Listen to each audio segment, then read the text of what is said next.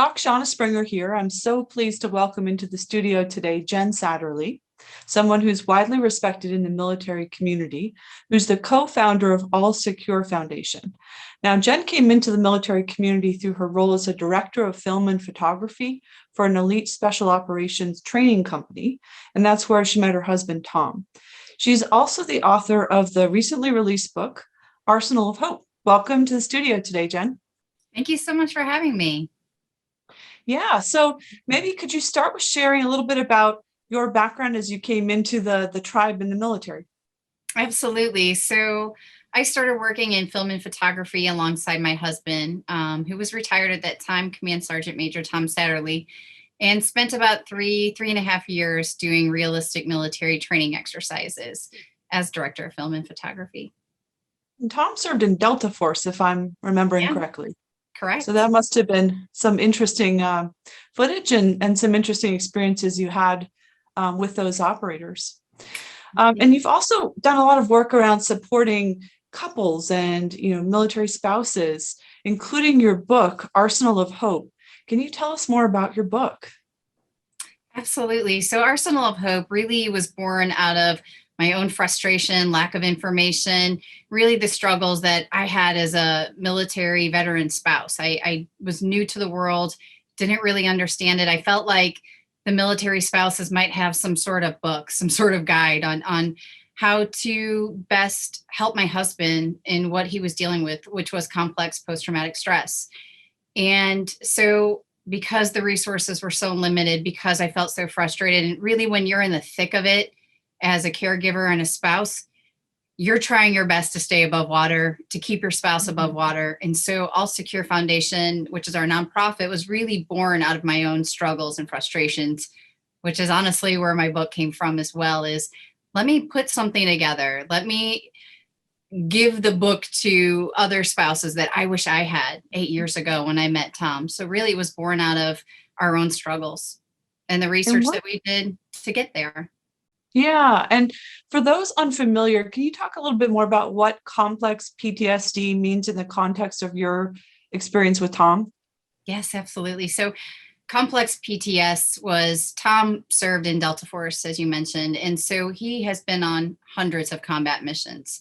And so his trauma isn't singular, so it's not relative to like a car accident or one particular incident. It's complex because he kept experiencing the same trauma over and over and over again. Yeah, I think there's something you said I'm going to pick up on, which is I noticed you said PTS instead of PTSD, and we're actually making that shift at Stella where I'm working in terms of really looking at this as an injury. And to your point, I think sometimes when military service members who have had a lot of time in, when we ask them as therapists, what is your trauma? Sometimes they look at you like you have two heads because it's so many different traumas stacked on top of each other. But in the end, I think we agree because I've seen some of your stuff around PTS as an injury. Can you say more about that? I agree with you 100%. An injury can be healed. And so no one likes the stigma or the label. Words are very important. And so for most people, the label of disorder is really keeping people from getting the help because people don't want to attach that label to themselves, especially as you said, operators or military law enforcement folks who the stigma is so big against PTSD that, really we don't call it a disorder. We call it an injury. An injury can be healed from. And so we call it PTSI or PTS. Yep. And that is where the hope lies, that the PTS is not a life sentence, that there are treatments that are available. And as somebody within the community, within the Special Forces community, you are more familiar than other people about some of the innovative treatments that have been coming out. Can you tell us about stellate ganglion block as something that you've had some experience and observation with? Stella first came to me about 2 years ago. A nonprofit organization was talking to me about different resources, and Stella came up, and truly I started doing the research. We get very involved in research and kind of doing our due diligence before we recommend any treatment to the people that we serve. So during this time in the 2 years, I kept hearing amazing stories, truly life-changing stories that surrounded Stella. So Tom and I started looking into it, and we had an opportunity just a few weeks ago to get the shot ourselves. And it really has transformed both of us in big ways and also in really subtle ways as well. What have It's, you noticed? you know, honestly, it was one of those moments. I had the procedure done awake. My husband had it done at the same time or just shortly after me in a twilight. So just a little bit of a nap and came to. We both had tears the moment, for me, the moment the needle left my neck. And the doctor who performed it, Dr. Lipov, asked me, he said, "How do you feel?" And I turned my head towards him and I just burst into tears. And he rested his head against my forehead and he just said, "I know, I know." And so I sat in the other room for about 30 minutes with just tears coming down my face. And I said, "What did you do to me?" And he said, "This is repressed emotion that's coming back to you." And from there, it only got better. I noticed the changes immediately. Like immediately, my anxiety had gone from a very high level to a very, very low, manageable level. For both of us, we've had the clarity. It's not behavioral change, but we've had the clarity to create behavioral change. So my husband suffers with a lot of anger issues, which is very common with complex PTS in our service members. And instead of him blowing up or having an episode, he said, "It's not that the anger's not there. It's not that I don't have the thought, but I have the clarity and I have that pause to create a Yeah. different action. Instead Yep. of flying off the handle, I can say, wait a minute, what do I need to do in this situation?" Which is, Right. It gives you back that tactical pause, that yes, little space to think yes, about, do I really want to have this fight right now in this way? And that's so important because, especially with warfighters, the feeling of not being in control, even of your own body, and the shame that that brings after those kinds of surges of anger or irritability, it's a really big problem. And I believe it contributes to some of the mental health battles and crises and some of the losses that we've suffered in the community due to suicide. Do you have any thoughts on that? Agree, disagree? agree, 100% agree. We've even seen in research that a lot of the suicides are happening after a family incident. So a large portion of those are happening after a disagreement, a divorce, the shame or embarrassment with domestic violence, which is also pretty common. And Mhm. so, Yeah.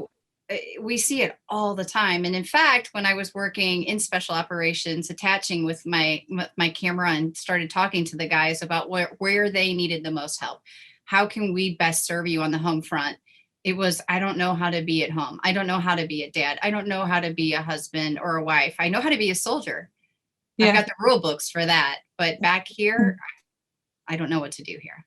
So yeah, it And, causes a lot of anxiety, depression, and just stacks the sandwich of that trauma even higher. and with the special operations community, with the pace of deployments and the op tempo, as well as I think with police officers, there's kind of a similar thing there in terms of the elasticity that's required to go between two worlds that have a really different set of rules, um, just a whole different set of assumptions and a different culture. But what's interesting is that you have been part of both worlds, with Tom. And so you've played a role in his healing. And part of your message is that spouses suffer too, and that secondary PTS is a real thing, and that people are deserving of care and attention. I'd love to give you an opportunity and a platform to share some of what's on your heart on that. I'm so glad you did because it's a huge, huge part of my heart. I used to say, put on your oxygen mask, because when you put on your oxygen mask, you're there to help other people in such more of a meaningful and present way.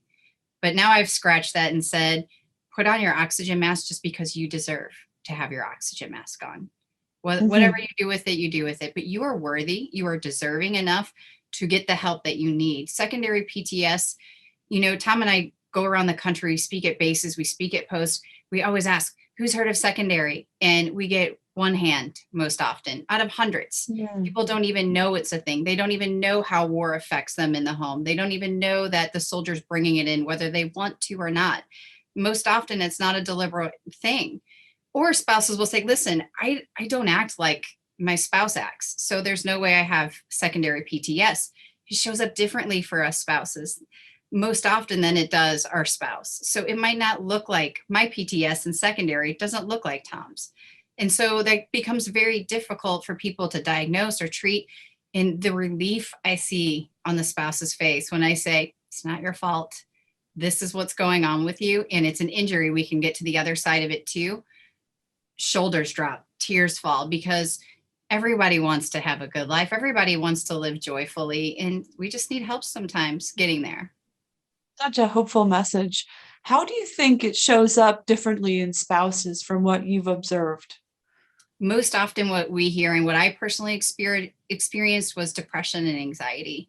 Those things Mm, seem to rise up okay. really high. And so I'll have spouses call that say, I'm on anti-anxiety meds and I've never had anxiety issues in my entire life, or I've never really battled depression. I don't know why I can't shake this, or why Mhm. I'm isolating from family or friends, or why I'm stopping, doing the things that I normally love to do. I don't find joy in them anymore.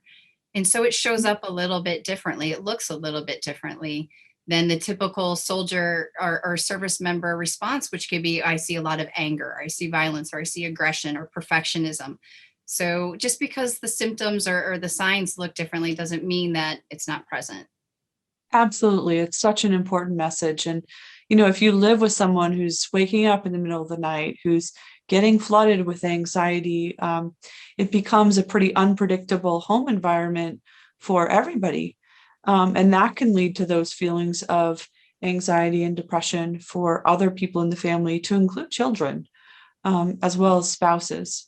So the deservingness is also a key thing I really want to highlight, because I think sometimes in the military community, spouses are kind of seen as attached to, the Yes. service member. And so it's really important to be very intentional about that message of, you deserve the care. Can you say anything else you really want people to hear based on your experience? I absolutely feel that our service spouses and families also serve this country. They are an integral part of this nation. And when I thank a spouse for their service, which I do every time, they're totally taken off guard. They try to pass it off to, that's what my husband or that's what my wife does. No, you serve too. You have sacrificed for this country. You're the backbone of this country. You are deserving of help. You are deserving of every bit of self-care, because you have given so much, not only to your spouse, but to this nation. You deserve it. Absolutely. 100%. 100% agree, as and Yes.